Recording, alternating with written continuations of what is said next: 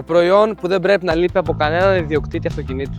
Jump starter αυτοκινήτου ή αλλιώς booster. Το συγκεκριμένο είναι για να βάζουμε μπρος τον κινητήρα μας σε περίπτωση που έχουμε μείνει από μπαταρία και όχι μόνο εννοείται. Έρχεται σε hard case και πάμε να δούμε τι περιέχει το πακέτο μέσα. Ανοίγοντας το hard case, θα αντικρίσουμε κατευθείαν τα καλώδια που θα χρειαστούμε. Από κάτω έχουμε μερικές βαλβίδες για να φουσκώνουμε τα λάστιχά μας ή ακόμα και μπάλες. Ενσωματωμένη LED οθόνη για να μπορούμε να βλέπουμε όλες τις ενδείξεις κατευθείαν από το προϊόν μας. Επαναφορτιζόμενο με ηλιακή ενέργεια. Φυσικά ενσωματωμένα μας φέρει και το καλώδιο, το οποίο έχει USB Type-C, Lightning Connector και USB Type-B. Εννοείται ότι μπορεί να χρησιμοποιηθεί και ως τρόπα, όπως βλέπουμε εδώ πέρα. Και φυσικά πίσω έχουμε μια έξοδο USB Type-C και USB Type-A. Πανεύκολο στη χρήση, το μόνο που έχουμε να κάνουμε είναι να ανοίξουμε το πορτάκι με το εικονίδιο του αυτοκινήτου και έπειτα να τοποθετήσουμε στη θύρα τα δύο καλώδια.